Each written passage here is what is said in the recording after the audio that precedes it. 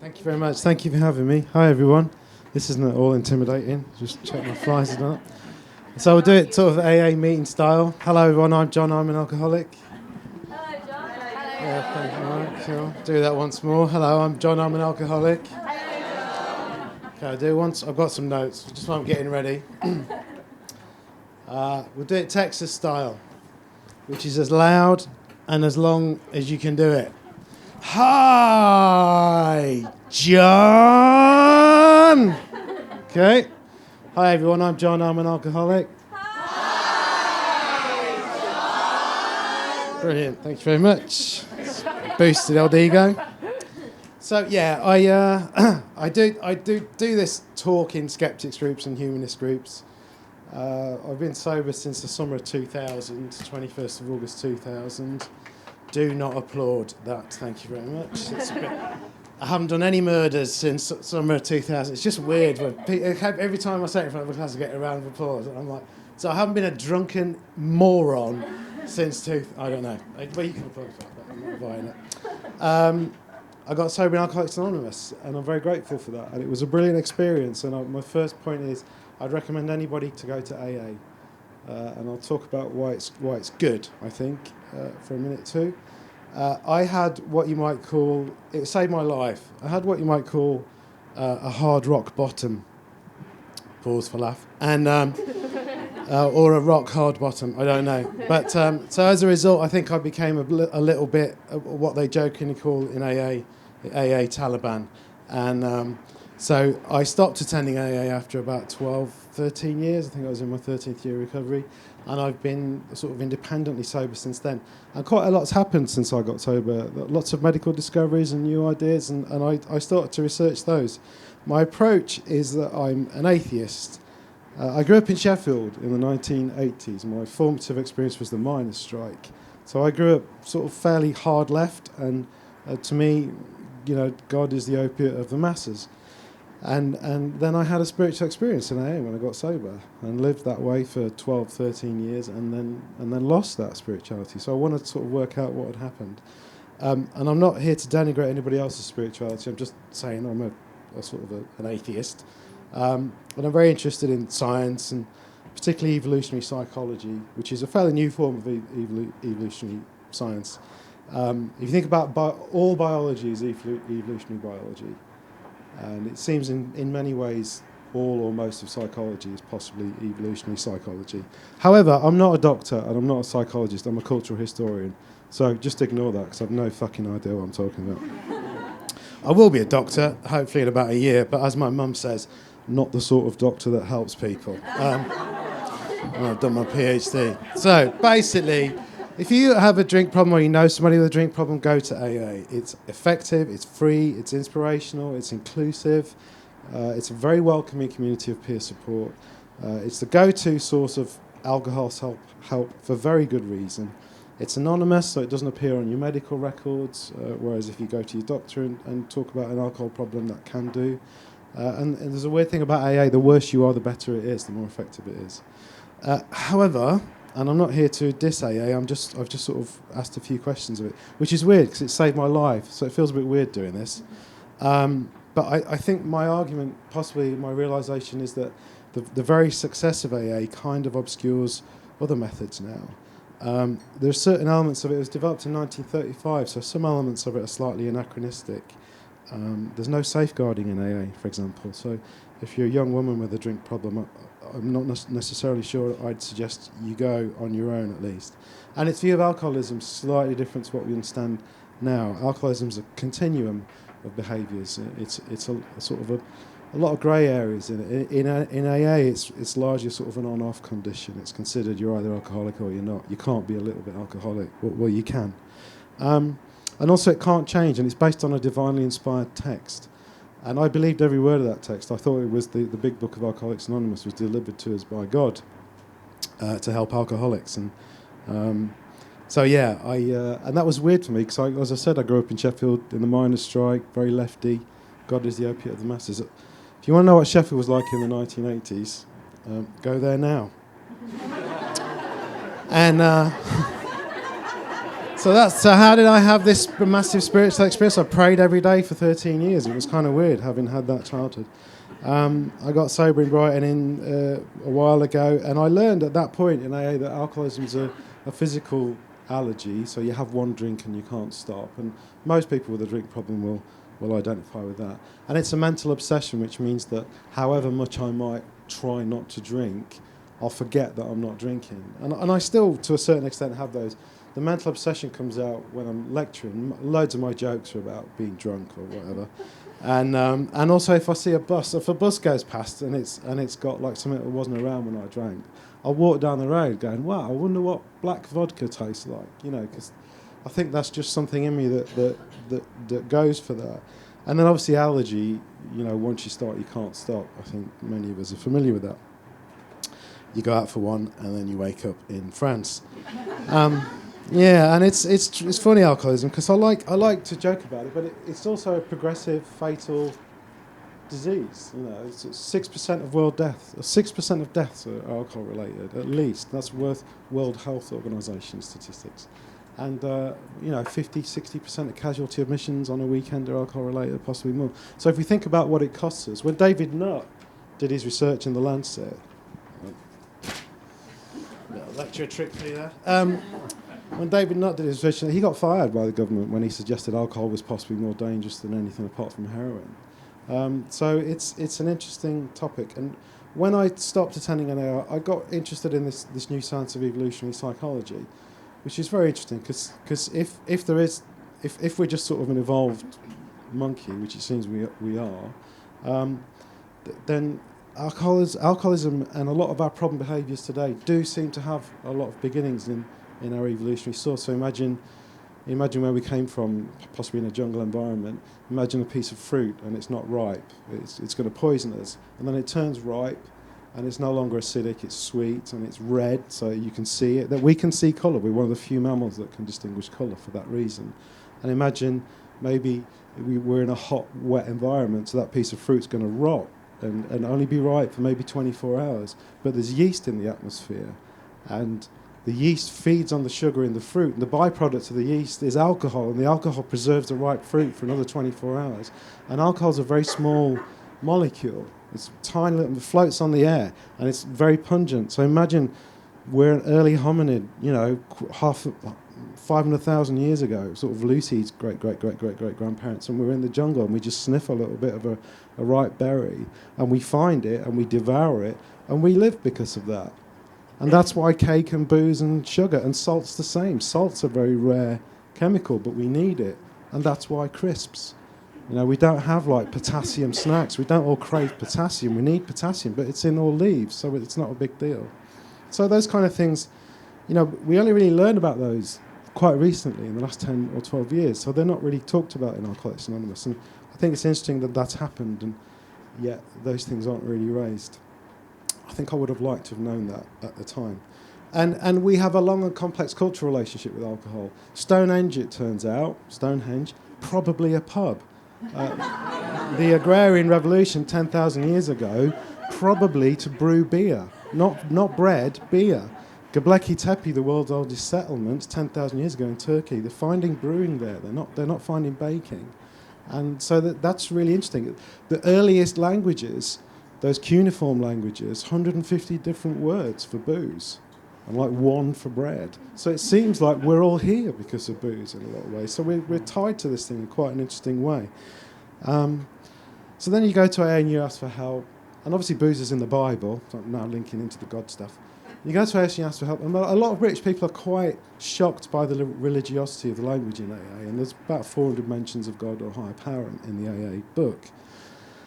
And I think you need to understand the culture of North America, where it comes from, which is obviously a very religious culture. And if you think about how many religious movements based in the UK can we think of? I'll give you one, Methodism. Fine, think of another one. We Freeze, that's about it. I mean, there's been hundreds in America, hundreds and hundreds and hundreds founded in America. And many of them were very influential on early AA by this kind of route. So, I mean, when I do this talk properly, I'll have like a slideshow and there's a big list and jokey slides. But, the Mormons, the spiritualist movement. Bill Wilson, who founded AA, was a big-time spiritualist. The New Thought, the Moody Church and Bible Institute, that was very influential on AA, though not many people know that. Seventh-day Adventists, Zion's Watchtower Tract Society, which became Jehovah's Witnesses, Theosophical Society, Church of Christ Scientists, they're the people who pray illness away. That's Mary Baker Eddy, a massive influence on Bill Wilson, who founded AA. The Rosicrucians, and the group that AA came from, which was the Oxford group, who attempted to live as first century Christians. And they found that they became very big in the 30s. They adopted the same strategy as Scientology, which was essentially get famous people on board. So ex-presidents and lots of big baseball players and Mae West and people like that, they were all in this Oxford group movement. And they tried to live as first century Christians. Glenn Close was brought up in it. She recently came out as I was raised in a cult. That was the Oxford group. And they found they could get people sober. And then AA branched off from the Oxford group. Most of the practices in AA are based on that Oxford group practice. And then the leader, Frank Buchman, 1939, said he thought he had a special understanding of Hitler, and he thought he was actually a good guy with just some sort of basically he put a fantastic foot-in-mouth PR incident caused the Oxford group to finish, but on the eve of World War II. But that's kind of where it all comes from, and the 12 steps are based on Oxford group practice, and they're a wonderful way to live. They taught me a lot. But it stems from this kind of first century Christian stuff. Essentially with the 12 steps, what happens is you stop drinking, you sort yourself out, and then you maintain that. That's the last 3 steps. And funnily enough, I lost my faith as part of the last 3 steps, which was I read a book on Jesus, which sort of convinced me that he wasn't really the Son of God. I don't want to offend anybody, but that's something I have. Bart Ehrman, The Historical Jesus, don't ever read that, if that's important to you. But one of the important things about the Oxford group was it allowed Bill Wilson to kind of structure his own recovery, and his recovery came through a big spiritual moment that he had in hospital. He was being treated by the belladonna cure at Towns Hospital in New York, which was Charles Towns, the quack to the stars, as he was called. It was a very expensive hospital. And they gave you belladonna treatment, which is deadly nightshade, which is a hallucinogen. I'm paraphrasing here. On the hour, every hour, for 48 hours, until they shit green. And then at that point, he had a spiritual awakening. God came in the room as a wind, and he didn't drink after that. That was his moment of spirituality, and that's what AA is based on. Of course, he was high as a kite in belladonna. It's interesting, God came as a wind, because the Christian God is an air God. Jehovah's an air God. You say, every time you breathe, you say Jehovah. And you think of all those classic images of God, the Michelangelo, that's God. It's a sky God. There are water gods and earth gods and other forms of God. But the God of AA, the God of Christianity and Judaism is a sky God. So, there's lots of interesting stuff like that. Just working out how much time I've got left. Right, okay, I'm going to skip forward. Brighton, Britain's most secular city. Why? How can a religious group like AA persist? Well, we have this sort of slightly annoying thing, spiritual, not religious, which used to drive me mad. I'm like, look, if you're going to do... My partner's a Hare Krishna. Like, that's the oldest religion going. That's 5,000 years old. I'm like, if you're going to do religion, do it properly. I don't want to offend anybody, but this spiritual, not religious stuff, it drives me nuts. And... the worst of those is nature is my higher power. There have been 5 mass extinctions of nearly all life on Earth that we know of. Nature is not a benevolent force. So the idea of nature as a higher power, so I went for God and prayed every day, and it really helped. Alcoholism is, as I said, an incurable illness. To date, it saved 10 million lives. 10 million people got sober in AA. 2 million people right now are sober in AA across the world. It's a wonderful organisation. So, how can I speak out against something that saved my life? Because it's not true. There isn't a God if you're an atheist. So that was a really interesting dilemma. And I watched a YouTube video, Why We Believe in God. So I was going through this kind of crisis of faith, and I watched Andy Thomson, Why We Believe in Gods, and he talks about evolutionary psychology of faith. I mentioned the evolutionary psychology of drinking, and the evolutionary psychology of faith is very similar. And he goes through all these different mechanisms, Some of them are fantastic. Decoupled cognition, that's the ability to talk to somebody who's not in the room. We all have that. So some of you are thinking right now, when I get home, I must remember to tell so-and-so this. That's decoupled cognition. He or she isn't in the room. Prayer is decoupled cognition. A higher power is decoupled cognition. Dogs and cats don't have that. Probably. Attachment. Attachment has a major evolutionary focus. My AA sponsor was he was an amazing guy. He was so inspirational. It was not quite a parenting thing because we're similar ages, but that sort of attachment process certainly creeps into that. Minimally counterintuitive worlds. Touch wood, this is going okay. That's a minimally counterintuitive invocation of the tree gods. If I tell you go to the tree, the nearest tree, say a certain prayer at the stroke of midnight on New Year's Eve, and the tree gods will clear out your overdraft, pay off your mortgage, put your kids through Oxford University, and bring back a lost relative, you're not going to believe me. But touch wood, the speech goes all right. That's all that is. That's a minimally in AA. It's just fake it till you make it. Keep coming back. You'll be all right. It's the same process. So it was really interesting to understand that, and it's partly why I feel I can't go back, because I don't want to trample on other people's sobriety. I don't want to stand in a meeting and go, I kind of know what's going on here, but that saved my life. So it's a really interesting process. I don't want to dump on it. I know how hard recovery is. I don't want to spoil anybody else's. So, what about the atheists in AA? Because there's quite a lot of them. And in England there's loads, actually. We're so cynical. You don't have a problem. If you're an atheist, go to AA. The room will be full of them, which is the UK, right? In the United States, it's a very different story. And I get emails quite often from people in the United States who are atheists who are really struggling.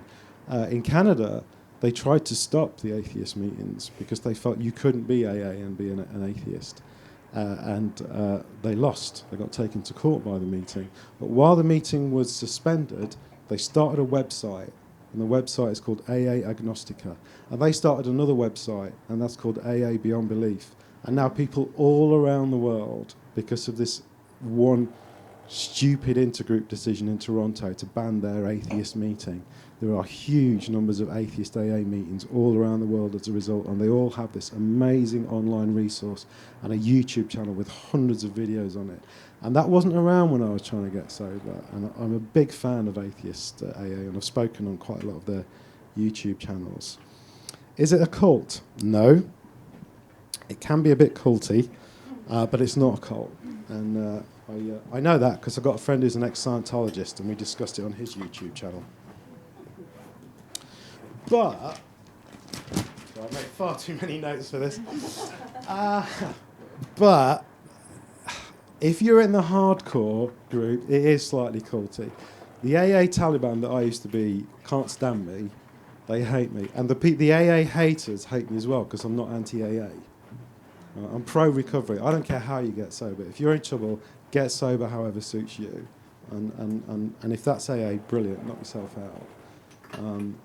So I'm kind of quite comfortable there because I'm in that kind of middle zone.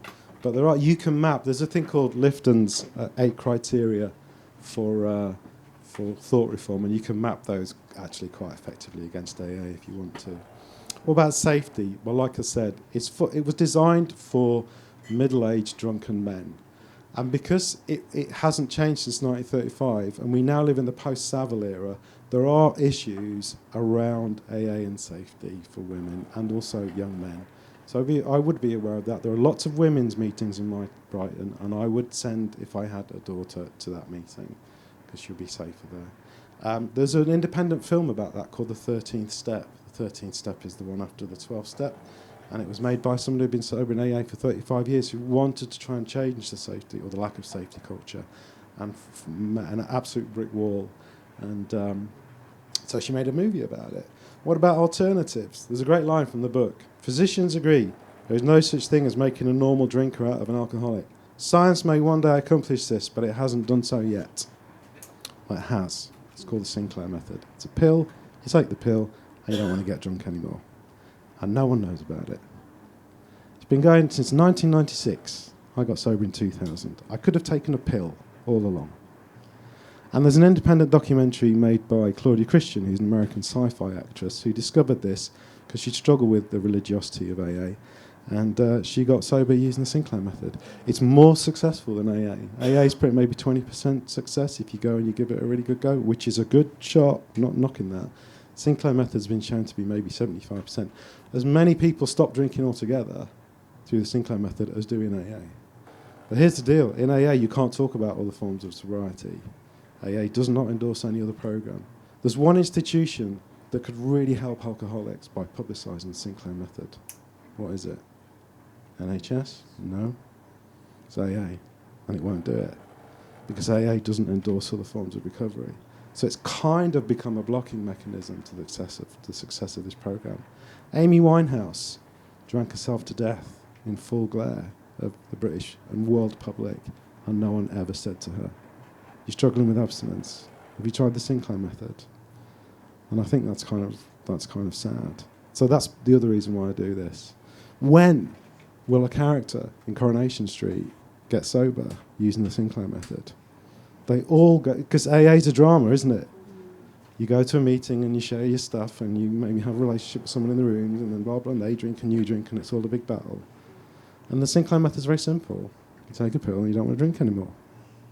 And the pill is out of patent, so it's really cheap. But it also means there's no doctors going around. There's no ICI or Big Pharma going around the doctors with pens with the Sinclair Method written on the side, going, "Prescribe this. We'll both be millionaires this time next year." So it's very interesting. It's actually approved by NICE, National Institute of Clinical Excellence, and your doctor will never have heard of it.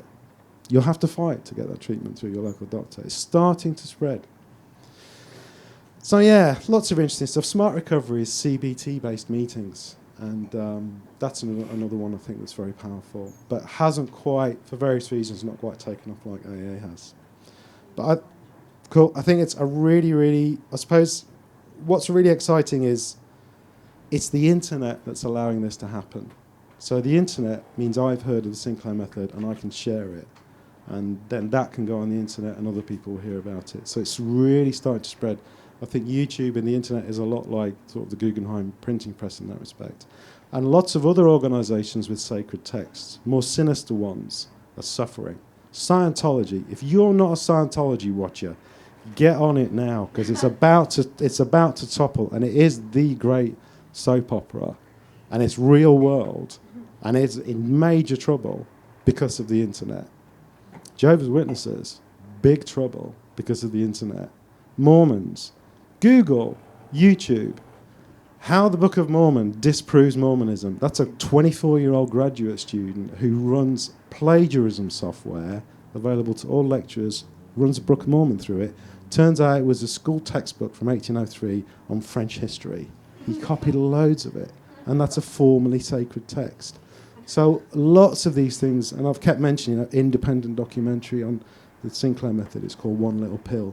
Independent documentary on safety NA. It's called The 13th Step. So this is part of a much bigger wave of thing. The documentary on Scientology is called Going Clear. If you haven't seen that, it's really worth a look. And I guess we live in very exciting times as a result of that. And I think the future's really bright. And what I'd like to say is, there's never been a better time for somebody to seek help for alcoholism or drug addiction, because AA is great and AA works and you can go there, and it's getting better because it's more liberal and there's a lot more sort of atheist AA out there. But there's loads of other things as well, and you can use these things in tandem. And the AA Taliban, like I used to be, are gradually getting smaller in number, and there's much more kind of liberal, forward-thinking people going there, and so you can make some good connections there. And gradually through Facebook groups, there's a Facebook group for the Sinclair Method. A guy tweeted his recovery using the Sinclair Method called Nicky Cat, so it's a fantastic set of tweets to follow. So all of this stuff's happening, but I'm very happy to put anybody in touch with it. I'm not a doctor, like I said, so not one that helps people. But it's in terms of recovery and options for that kind of stuff, it's actually a really, really positive time for everybody concerned. So that's kind of how I'd like to finish. Thank you very much for listening to me.